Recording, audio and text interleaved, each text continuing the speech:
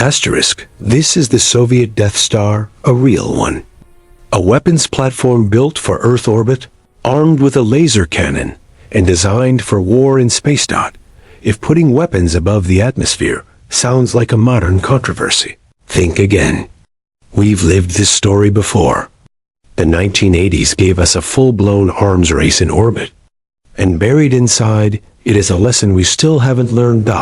So let's talk about Star Wars, the real Star Wars.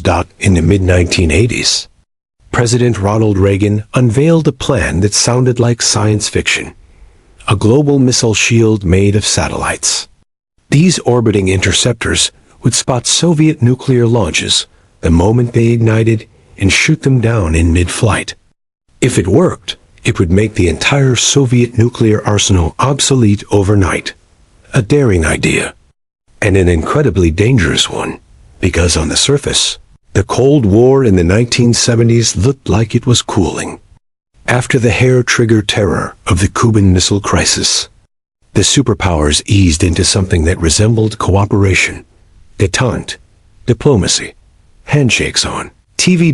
But appearances deceive, especially in geopolitics. Take 1975, for example. Nothing captured this illusion of harmony better than the Apollo-Soyuz mission, the first handshake in space. A spacecraft from the United States and a spacecraft from the Soviet Union docking peacefully above the Earth. A beautiful moment. A powerful symbol. And, as we'll see, a mask hiding a far more volatile reality. Asterisk, the world watched in awe as an American spacecraft and a Soviet spacecraft met in orbit and docked nose to nose. For 2 days, humanity witnessed the first international hangout in space. The crews ran experiments together. They exchanged gifts. They shared meals. They even swapped music. Earth's two rival superpowers floating in microgravity, smiling for the cameras. On the surface, it looked like proof that the Cold War was thawing, but behind that peaceful scene was a very different reality. Just 1 year earlier, in 1974, the Soviet Union had quietly launched a secret military space station, a station with a machine gun bolted to its hull. And not just any gun. The world's first firearm in orbit, ripped off a military aircraft and mounted to a small reconnaissance station with all the subtlety of a welding torch. It wasn't a sophisticated space weapon. Not yet.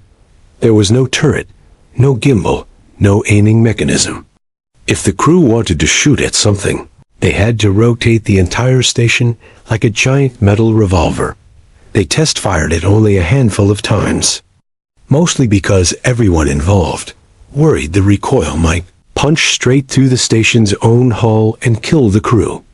This militarization of space wouldn't stay hidden for long. By 1980, Ronald Reagan had been elected the 40th President of the United States, and he arrived in the Oval Office ready to reshape American policy. We usually think of this era as Reaganomics, cutting taxes, cutting spending, cutting regulations, opening up free markets. But there was one area where Reagan didn't cut anything: the U.S. military. Reagan was a small government president everywhere except in defense.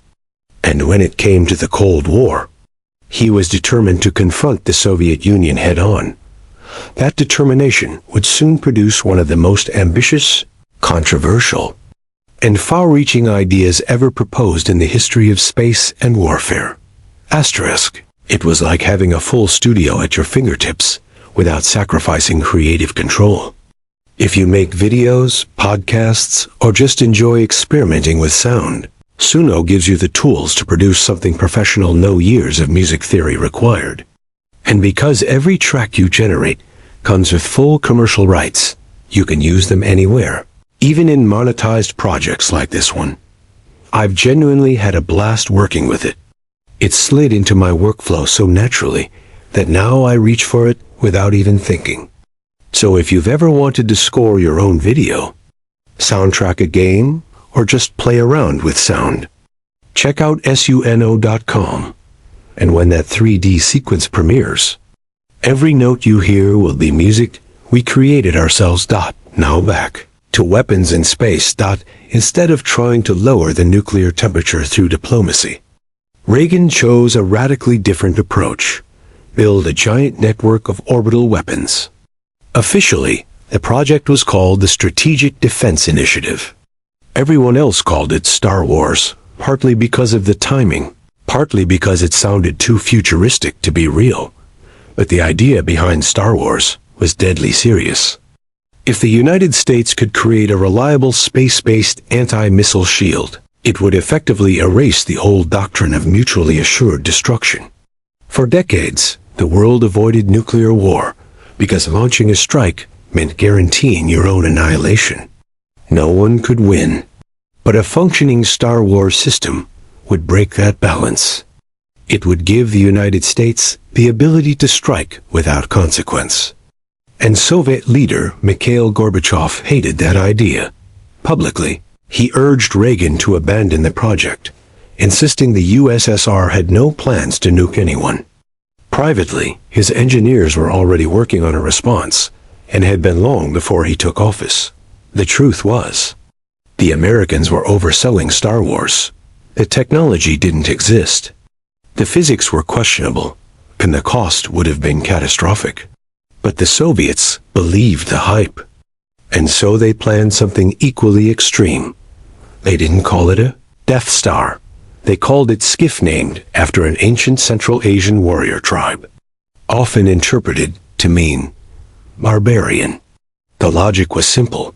If America was putting missile-killing satellites in orbit, then the Soviets would build a satellite-killing space station. A station armed with a giant laser cannon. That's where the Death Star comparisons come from. Designing a working space laser was a nightmare, and the exact details remain classified. But we do know the Soviets used a CO-based laser. Here's the simplified version. You pump carbon dioxide gas into a long chamber. Then you hit that gas with a massive jolt of electricity. The CO molecules jump to life and start spitting out light. Bounce that light back and forth between two mirrors. Let it build and build. And once the energy is high enough, you let it escape through the end of the tube. It shoots through a focusing lens like sunlight, through a magnifying glass, and that's your laser. More electricity in, more power out, and the Soviets didn't go small. The SCIF's laser was reportedly a 1 megawatt beast, enough juice to power about 500 American homes. A laser that big needed a battle station to match.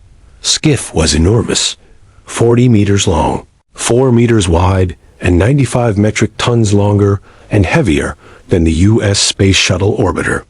One of the largest objects ever sent into orbit. And to get something that massive off the ground, the Soviets needed a monster of a rocket. Enter Energia. Officially, Energia was built to launch the Buran shuttle, yes. The Soviets made their own short-lived space shuttle clone. But beyond that, Energia could fly as a standalone heavy-lift rocket, capable of throwing more than 100 tons into low Earth orbit. In theory, the USSR now had its Death Star and the rocket to deliver it. But Cold War space projects always sounded better in speeches than in engineering meetings. Just like America's Star Wars. SCIF was a terrible idea, and Gorbachev knew it. Launching a giant orbital laser would be insanely provocative. The U.S. wasn't actually going to deploy its satellite shield. And the Soviet economy was collapsing under the weight of projects exactly like this one. But the problem was, the money was already gone. The SCIF existed. Energia existed. So the Soviets pushed forward, and the deeper they got, the clearer it became. The dream had far outpaced reality. The 1 megawatt laser was simply too big, too heavy, and too complex to finish anytime soon. So they downgraded the spacecraft to SCIF-D and swapped in a much smaller CO. Laser 1 the military had previously tested on large aircraft. Even that was pushing it. Gorbachev wasn't a chest-thumping cold warrior. His entire agenda, perestroika, or restructuring, was about stepping back from military brinkmanship. You know his name best from Ronald Reagan's famous line, "Mr. Gorbachev, tear down this wall." And he did. The Berlin Wall fell, and the Soviet Union began to unravel soon after. So it's no surprise that under Gorbachev, the Soviet Death Star shrank from a giant laser to a medium laser to eventually no laser at all. The disarmed spacecraft got yet another new name, Skiff-DM. And to be fair, the Soviets didn't completely declaw it. The targeting system for the original laser was still installed. They planned to test it in orbit using inflatable balloons as stand-ins for American satellites, proof that even without the laser, they could hit something in space if they wanted to hide the military nature of the mission. Technicians painted Mir 2 on the side, hoping to fool American surveillance into thinking this was just another peaceful space station. Eventually, though, they renamed it Polis, meaning polar, probably North Pole. So the whole project went from barbarian warship to Santa's space sleigh. Totally normal. Nothing suspicious here, because Polis was so absurdly long.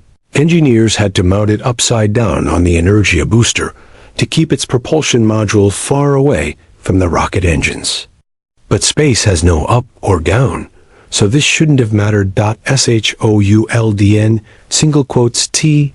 In spring 1987, the Energia rocket thundered off its Kazakh desert launchpad during a midnight test flight, carrying Polis toward orbit. For a first flight of such a powerful rocket, everything went amazingly well. Energia lifted off with a slight tilt, corrected itself, and powered through the atmosphere.